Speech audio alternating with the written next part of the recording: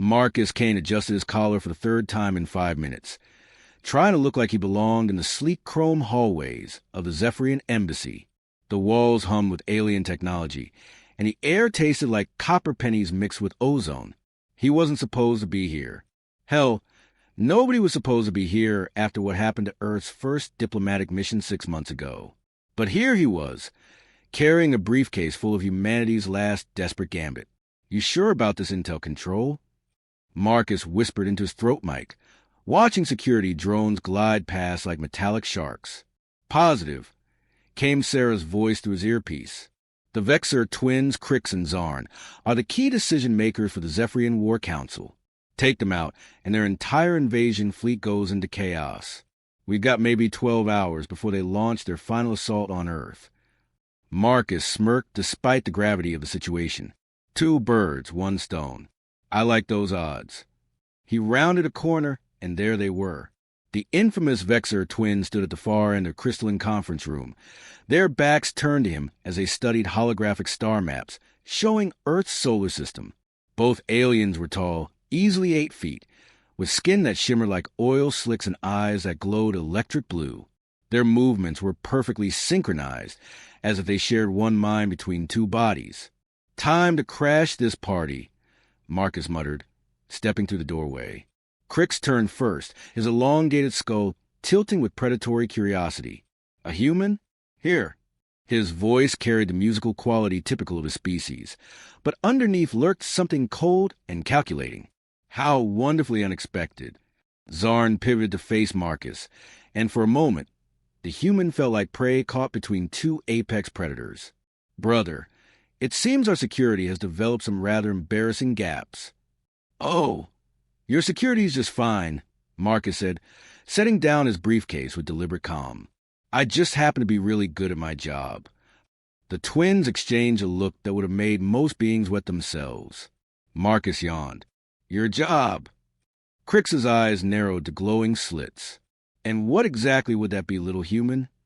Marcus popped open his briefcase, revealing what appeared to be a simple metallic cube about the size of a tennis ball. "Pest control." Both aliens burst into laughter that sounded like glass breaking in a hurricane. Zarn wiped at his eyes with one clawed hand. "Did you hear that, brother? The monkey thinks he can eliminate us." "How delightfully naive," Crix agreed. "Tell me, human, do you have any idea what we are capable of? We have conquered 17 star systems. We have reduced entire civilizations to cosmic dust with a thought." Marcus picked up the cube, tossing it casually from hand to hand. "Yeah, I heard about that. Real impressive stuff. Mass genocide, planetary destruction, the whole supervillain playbook. Very original." The temperature in the room seemed to drop several degrees. Zarn's voice carried a razor edge. "You mock us." "Mock you?" Marcus laughed, a sound surprisingly warm in the sterile environment. "Why would I mock you? You're about to give me exactly what I came here for." Crix stepped forward, his form beginning to shimmer as his species' natural combat augmentations activated. "And what, pray tell, did you come here for?" "Your complete and undivided attention," Marcus said, pressing a small button on the cube's surface. The device began to emit a low, thrumming hum that seemed to resonate in the bones. Both twins froze, their eyes widening as they recognized the sound. "Impossible," Zarn breathed. "That's a resonance disruptor. But humans don't have that technology." Marcus grinned. "Funny thing about us humans, we're really good at learning from our mistakes. Remember Ambassador Wilson and his team? The ones you vaporized 6 months ago? Yeah. Well, they managed to transmit some very interesting data before you turned them into space dust." The twins began moving apart, trying to flank him, but their movements had lost their earlier fluid coordination. The cube's frequency was interfering with their telepathic link. "We took that data," Marcus continued conversationally, "ran it through every computer on Earth, and figured out your little secret. See, your whole species relies on quantum entanglement for neural communication. Cut that connection, and you're just 2 very large, very angry lizards with delusions of grandeur." Crix lunged first, his claws extending to their full lethal length. He was fast, inhumanly fast, but Marcus had been expecting it. The human dropped into a crouch, letting the alien's momentum carry him overhead, then came up with an elbow that caught Crick's square in what passed for a solar plexus. The alien doubled over with a sound like air escaping from a punctured tire. "First rule of fighting humans," Marcus said, dancing backward as Zarn charged in the opposite direction. "We don't fight fair." Zarn's attack came in the form of some kind of energy blast from his fingertips, purple lightning that could have melted steel. Marcus dove behind a conference table that immediately began to smoke and warp from the heat. "Second rule," Marcus called out as he rolled across the floor, "we're way more paranoid than you think." He came up next to a wall panel and slammed his fist into it, activating emergency protocols he'd hacked into during his infiltration. The room's artificial gravity fluctuated wildly, sending both twins stumbling as their inner ears tried to cope with the sudden changes. Crix recovered first, launching himself through the air in a move that should have been impossible under normal circumstances. But Marcus had counted on alien arrogance. He caught the attacking twin with a move he'd learned from Sarah during their training sessions, using Crix's own momentum to send him crashing into his brother. The twins collapsed in a tangle of limbs and injured pride.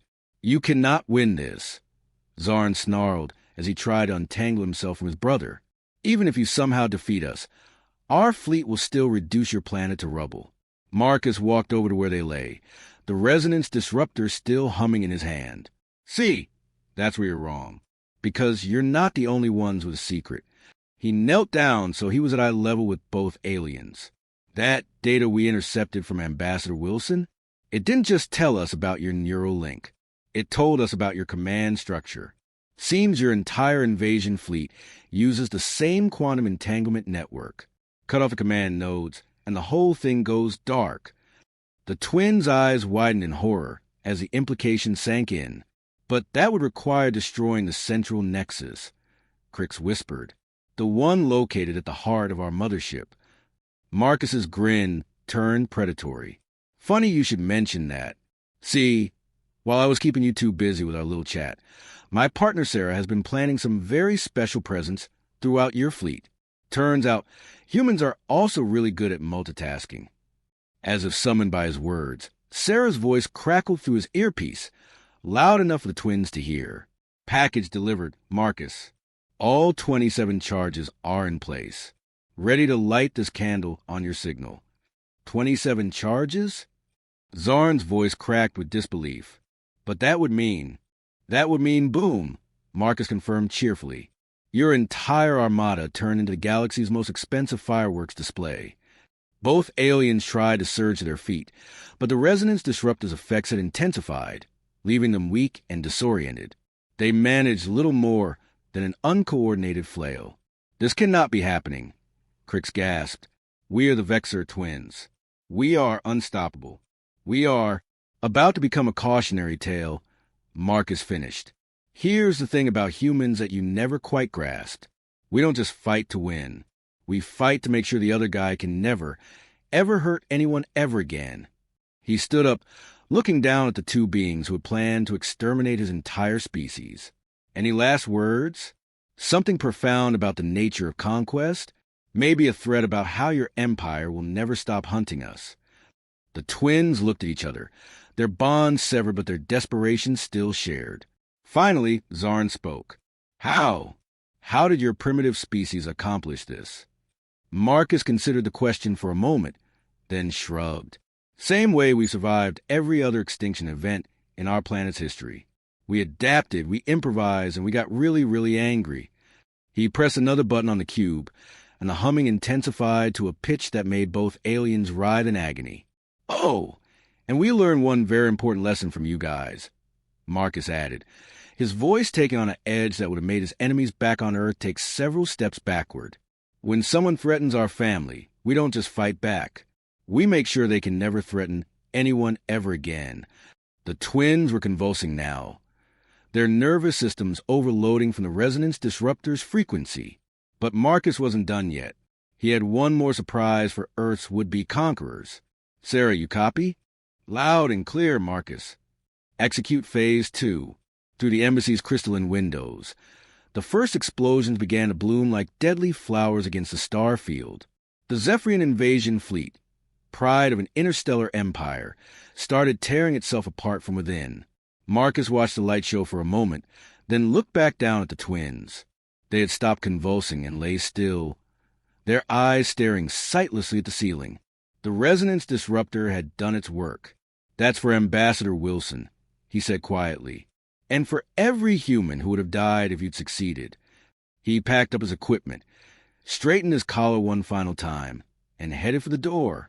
Phase 1 was complete, but the night was far from over.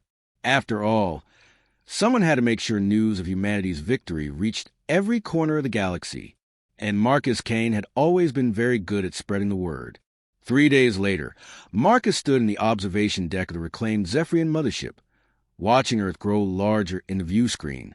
The blue marble had never looked so beautiful, so fragile, so worth fighting for. Behind him, the ship's bridge buzzed with activity as human technicians worked alongside the few Zephyrian survivors who had chosen cooperation over annihilation. "Still can't believe we pulled it off," Sarah said, joining him at the massive window. She looked tired but satisfied, her engineer's coverall stained with grease and what Marcus hoped was alien machinery lubricant. "Believe it," Marcus replied, taking a sip of coffee that tasted like victory and caffeine. "Though I have to admit, for a few minutes there, I thought those twins might actually have a trick or two up their sleeves." Sarah snorted with amusement. "You mean besides a whole, will destroy your entire species thing?" "Yeah, real subtle, those two." They stood in comfortable silence for a moment, watching Earth's rotation bring the North American continent into view. Somewhere down there, families were waking up to a world that was no longer under the threat of alien invasion. Children would go to school, parents would go to work, and life would continue in all its beautiful, messy, human glory. Control to Kane came Director Harrison's voice through the ship's communication system. Marcus pressed a button on the nearby console. "Kane here. What's the word, boss?" "We've got company incoming. Long-range sensors are picking up 3 more Zephyrian fleets approaching the outer system. Apparently, word of the twins' failure has reached the home worlds." Sarah's face paled. "How many ships are we talking about?" "Conservative estimate? About 1,500 vessels. They'll be here in approximately 18 hours. Marcus felt his stomach drop into his boots. 1,500 ships. The fleet they just defeated had numbered fewer than 300, and that had taken everything humanity had to accomplish. "Well," Marcus said after a long pause, "I guess we know what we're doing with our weekend." Sarah stared at him like he'd lost his mind. "Marcus, we can't fight 1,500 ships. We barely had enough resources to take out the first wave." "Who said anything about fighting?" Marcus asked, that familiar predatory smile creeping across his face. "Sarah, what's the one thing we learned about Zephyrian technology during this whole adventure?" "That they're entirely dependent on quantum entanglement networks for everything from communication to navigation to life support."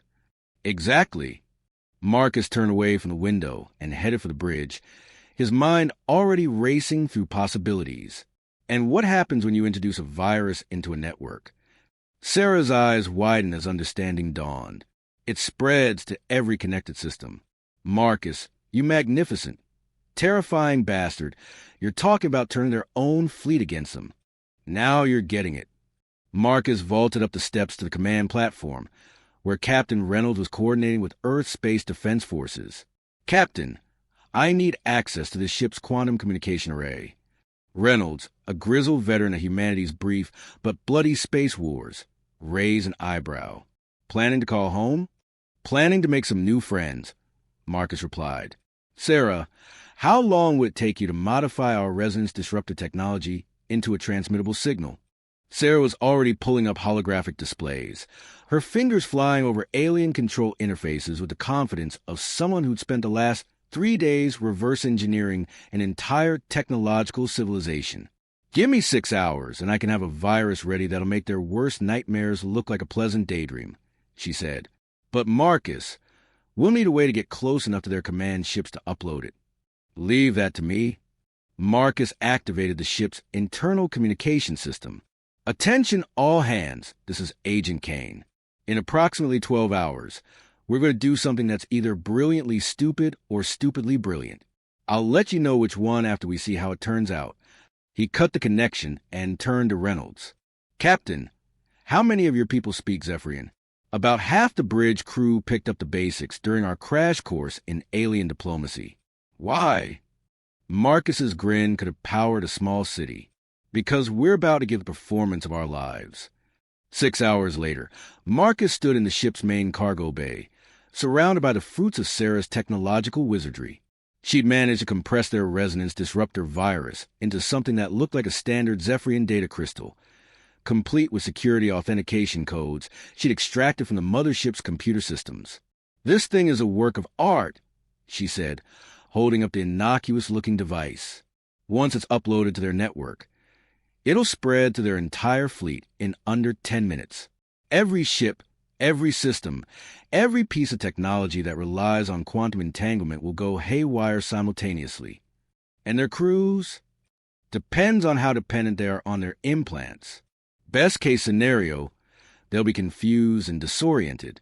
Worst case," she shrugged, "well, let's just say the twins won't be lonely wherever they ended up." Marcus nodded grimly. War was war, and the Zephyrians had chosen their side when they decided to commit genocide. Still, he couldn't help but feel a twinge of regret for what was about to happen. "Incoming transmission from the Zephyrian fleet," announced Lieutenant Chun from the communication station. "They're demanding our immediate surrender." "Perfect timing," Marcus said. "Put them through. And remember, everyone, we're terrified survivors barely holding our own ship together." The main view screen flickered to life, revealing a Zephyrian commander whose scarred face and cybernetic implants suggested he'd seen more than his share of combat. His name, according to the translation software, was War Leader Thax. "Humans," Thax began, his voice dripping with contempt. "You have somehow managed to destroy our advanced fleet and kill the Honor Vexor twins. This ends now. Surrender, and your deaths will be swift. Resist, and we will make your world burn for 1,000 years." Marcus stepped forward, making sure to look appropriately cowed and desperate. "War Leader Thax, we didn't mean for this to happen. The twins, there was an accident with their own technology. We barely escaped with our lives." Thax leaned forward, his glowing eyes narrowing with interest. "An accident?" "Explain." "Their resonance weapons overloaded during the battle," Marcus continued, allowing just the right amount of tremor to enter his voice. "The feedback destroyed half their fleet before we could shut down the damaged systems. We've been trying to repair the quantum network ever since, but we're just humans. We don't understand your technology." Behind Marcus, Sarah made a show of frantically working at a control console, occasionally sparking some harmless pyrotechnics to sell the illusion of desperate repairs. "You have access to our quantum network?" Thax's tone shifted from contemptuous to calculating. "Show me. We managed to salvage one of the command crystals," Marcus said, gesturing to Sarah. "But every time we try to interface with it, something goes wrong. Maybe if someone who actually understands your technology could help us." Thax turned to consult with his officers, and Marcus held his breath. Everything depended on alien arrogance and a universal desire to recover valuable technology. Finally, Thax turned back to the screen. "We will send a technical team to your vessel. If you are lying human, your species will suffer beyond imagining." "We understand," Marcus replied meekly. "We'll transmit our docking coordinates." The connection closed, and everyone on the bridge let out a collective breath they'd been holding. "Think he bought it?" Reynolds asked.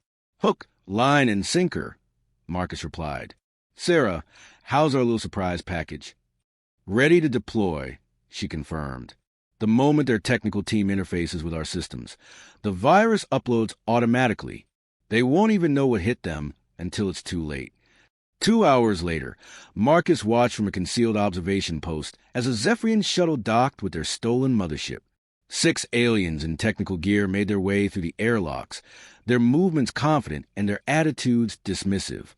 They clearly expected to be dealing with primitive humans who'd stumbled onto technology beyond their understanding. They weren't entirely wrong. Initiating interface protocol, Sarah whispered into her comm unit. Virus deployment in 3, 2, 1. On the bridge, Marcus watched as the lead Zephyrian technician connected his portable computer to their modified command crystal. For a moment, nothing happened. Then the technician's eyes widened as data streams began flowing between the two systems. Upload complete, Sarah reported. The virus is now propagating through their fleet's network. Marcus counted slowly to 10, then activated the ship's communication system. War Leader Thax, we got a problem here. Your technicians just triggered some kind of system cascade. Our computers are going crazy. What? Impossible. My engineers are the finest in the fleet. Thax's image appeared on screen, his confidence already beginning to waver as warning lights started flashing on his own bridge. Sir, came a voice from off-screen. We're detecting massive system failures throughout the fleet. Navigation, weapons, life support, everything's going offline. Marcus dropped the terrified human act and smiled. You know, Thax, you're absolutely right. Your engineers are the finest in the fleet. In fact, they're so good, they just helped us upload a virus to every ship in your armada. The war leader's face contorted with rage and disbelief. You dare! You miserable insects! I will... His threat was cut short as his ship's lights flickered and died. Through the view screen, Marcus could see similar failures cascading throughout the massive Zephyrian fleet. Ships drifted helplessly as their crews struggled with systems that no longer responded to their commands. Game over, Marcus said quietly. Within minutes, the once mighty invasion fleet was nothing more than 1,500 floating pieces of scrap metal. Their crews either dead from life support failures or desperately trying to survive in ships that had become their tombs. Marcus turned away from the carnage, feeling no satisfaction in the victory. It had been necessary, but that didn't make it pleasant. Earth Control to Kane came Director Harrison's voice. Confirm status of hostile fleet. Hostile fleet neutralized, Marcus reported. Total mission success. Outstanding work, both of you. The President wants to personally thank you when you get back. Tell him we were just doing our job, Marcus replied. As the reclaimed mothership began its journey back to Earth, Marcus found himself once again standing at the observation deck windows. Sarah joined him, and together they watched the stars while slowly past. Think that's the last of them? Sarah asked. Marcus considered the question. Somewhere out there, the Zephyrian Empire was probably reeling from the loss of 2 major fleets. They'd think twice before threatening Earth again.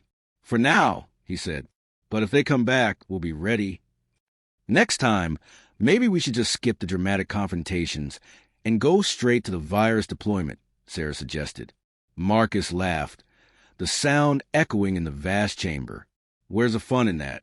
Besides, someone's got to make sure the galaxy knows what happens when you mess with humanity. And I suppose that someone is you? Got any better ideas? Sarah was quiet for a moment, then smiled. Actually, no. Someone's got to keep you out of trouble. Me? I never get in trouble. Marcus, you just single-handedly prevented the extinction of our species by walking into an alien embassy and picking a fight with 2 of the most dangerous beings in the galaxy. See? No trouble at all. As Earth grew larger in the view screen, Marcus reflected on the events of the past week. Humanity had faced extinction and emerged victorious, not through superior technology or overwhelming force, but through the same qualities that had carried them through countless challenges throughout their history: adaptability, ingenuity, and the absolute refusal to give up. The galaxy was a dangerous place, full of beings who saw humans as nothing more than primitive animals to be enslaved or eliminated. But they'd learned something important about Earth's children over the past few days. When you back a human into a corner, when you threaten everything they hold dear, when you make the mistake of thinking their compassion makes them weak, you don't get a defeated enemy, you get Marcus Kane. And that, Marcus thought with grim satisfaction, was a lesson the galaxy would remember for a very long time.